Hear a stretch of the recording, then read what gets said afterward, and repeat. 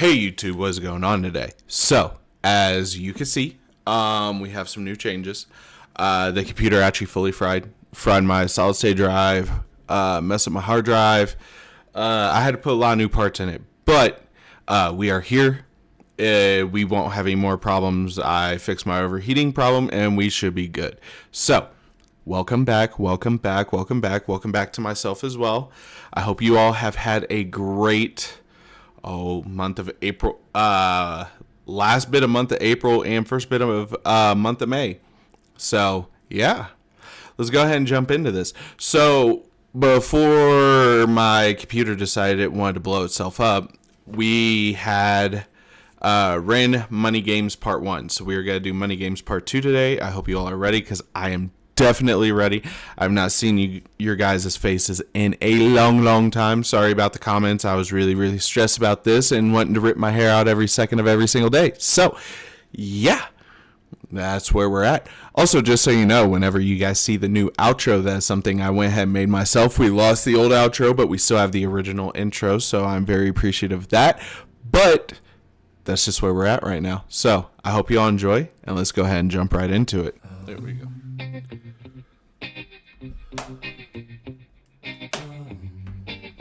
Sorry, I have a tablet over here. Had to move it real quick. Strange time of living in panic and hysteria. Poor man learn, the rich man don't care for your narcissist mindset spread like malaria. Sit back and watch the show. America Britain split through fickle shit. A government of hypocrites. These counterfeit politicians sit in parliament, not adequate. Come on, needlessly bleeding. Okay, that little flow there was really slick. And with the fact that he's saying that a lot of these congressmen in parliament are not adequate, that is a very clean way to be able to put that.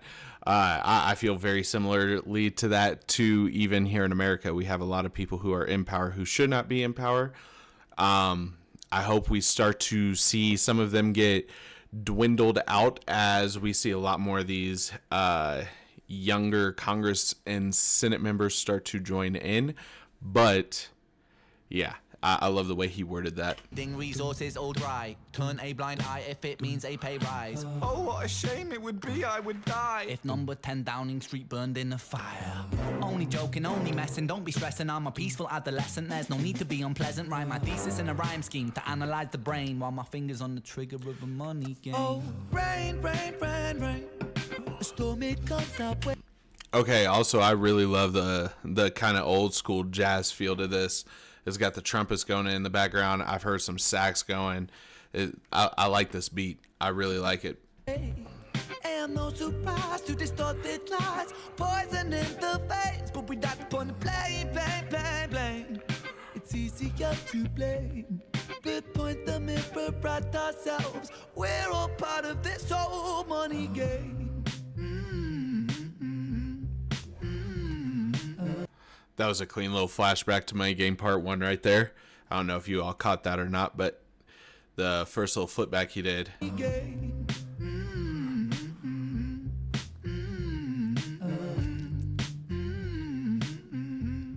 This old money game.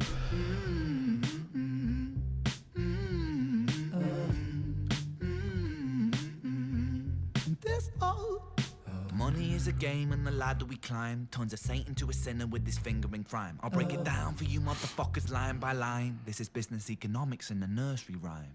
She sells seashells on a seashore, but the value of these shells will fall due to the laws of supply and demand. No one wants to buy shells because there's loads on the sand. Step 1, you must create a sense of scarcity. Okay, so with him getting into the education part of this, Here's what I have to say about the education part of, especially where we're at here in America. So, Mr. Rockefeller, the man who invented public education as we know it, had never gone to school himself. We have had lots and lots of development in basically every aspect of life except for in the classroom. And when the classrooms were first invented, they were invented by people who ran corporations, who ran places like warehouses, And standardized public schooling was built to literally prepare you for working in warehouses. It forced you to ask when to go to the bathroom. You had to be on time, or you start getting negative marks. You had to have perfect attendance. You like all of these things that were physically prepared to get you prepared to work in a warehouse. This was during the height of Detroit and all the motor cars being built and everything else. And all of that is why we have our standardized schooling today. If you look at a picture from a classroom in the 1950s and then you look at a picture of a classroom in today's day and age, they look exactly the same. We've had points of advancement and everything else, but we still cannot get over the aspect that certain children may learn differently than others, and some may be driven to pursue different areas of knowledge. So I hate to see that we're still here, but it is what it is. But that is my big thing about our education right now. And being the father of a 7-year-old who is in elementary school and seeing the way that education has changed even since I went to school is astronomical. So that's my little TED Talk. We'll go ahead and jump back into it. Demand. No one wants to buy shells because there's loads on the sand. Step 1, must create a sense of scarcity. Shells will sell much better if the people think they're rare, you see. Bear with me, take as many shells as you can find and hide them on an island. Stockpile them high until they're rarer than a diamond. Step 2, gotta make the people think that they want them. Really want them, really fucking want them. Hit them like Bronson. Influencers, product placement, featured primetime entertainment. If you haven't got a shell, then you're just a fucking waste, man. 3, it's monopoly. Invest inside some property. Start a corporation, make a logo, do it properly. Shells must sell, that will be a new philosophy. Swallow all your morals, they're a poor man's quality. 4, expand, expand, expand. Clear forest, make land, fresh blood on hands. 5, why just shells? Why limit yourself? She sells seashells, sell oil as well. 6, guns, sell stock, sell diamonds, sell rock, sell water to a fish, sell the time to a clock. 7, press on the gas, take your foot off the brakes, then run to be the president of the United States. 8, big smile, make big wave, that's great. Now the truth is overrated, tell lies out the gate. 9, polarize the people, controversy is the game. It don't matter if they hate you, if they all say your name. 10, the world is yours. Step out on the stage to a round of applause. You're a liar, cheat, a devil, a whore, and you sell seashells on the seashore. Rain, rain, rain, rain, a storm it comes up with. Okay, so I'm going to break this one down a little bit more just for the simple fact that I am a business owner and I am a chronic business owner. This is like our 7th or 8th business that we've owned. So a lot of that aspect is true once you get into the elite portion of it. But when you see a lot of those business owners who are on that come up, flip-flopping through a lot of different products and going from one business product to a crap ton is because of how fickle our business markets are. Our business markets, if you allow any one of your assets to be more than 25% of all of your assets, you are at a major risk of losing everything. And it is a terrifying thing. And once you have figured out how to sell one thing on a mass scale, you figured out the game. Now you just got to find the product. So what happens is a lot of these people figure out what products are making the most money, because if you're going to put the amount of time, energy, and resources into making a stabilized business that's self-sustaining, you want something that's going to make you extra money. So a lot of business owners will diversify a lot. But once you get into the elite portion of it, that's whenever a lot of the lying, cheating, stealing, all of that start to come into effect, because at that point, you're trying to gain status. There's plenty of multi-million and multi-billionaires who don't lie, cheat, steal to get up to the top.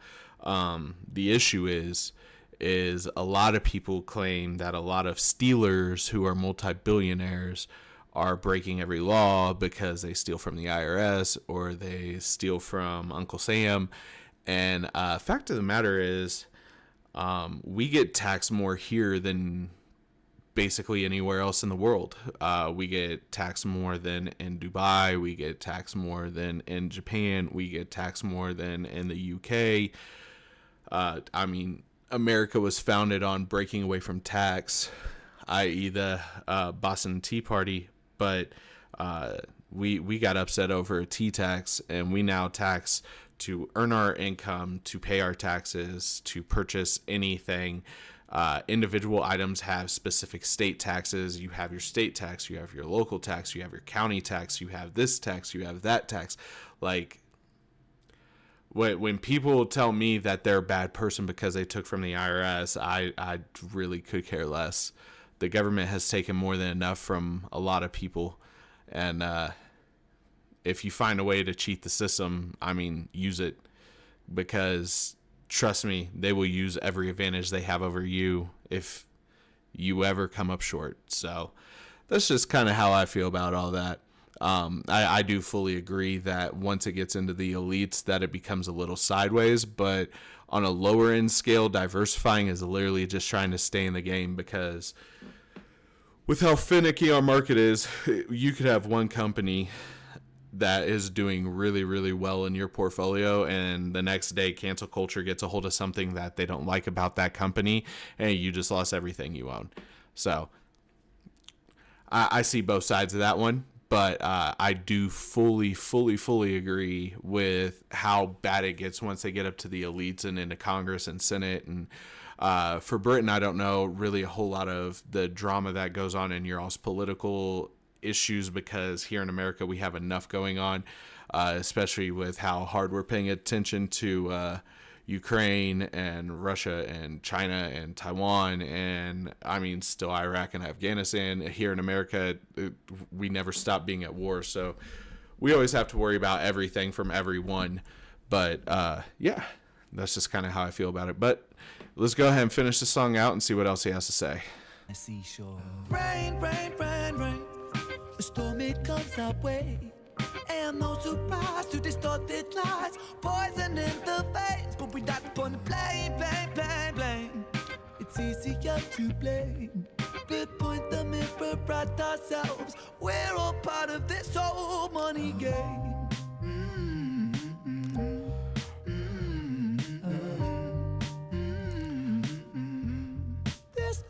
All right, so all we had left was the outro, so that's cool. Yeah, I really enjoyed this. I love how analytical he is of how countries handle themselves and to what standard they're willing to handle themselves at.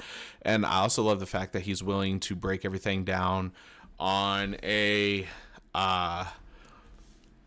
better scale than most other artists are, because he sees more countries, because he's not specifically from America. But I enjoy this. I enjoy music like this that's actually willing to hold people accountable. But I hope you all enjoyed. If you all did, please do leave a thumbs up.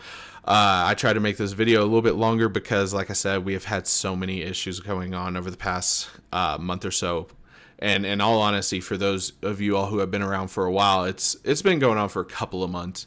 But I feel like everything's finally fixed. Everything is finally operational. As you can see, everything's nice and lit up. Looks beautiful in there. But I hope this is the end of all of our problems and we can get back to having regularly scheduled content as usual. But like I said, I hope you all enjoyed.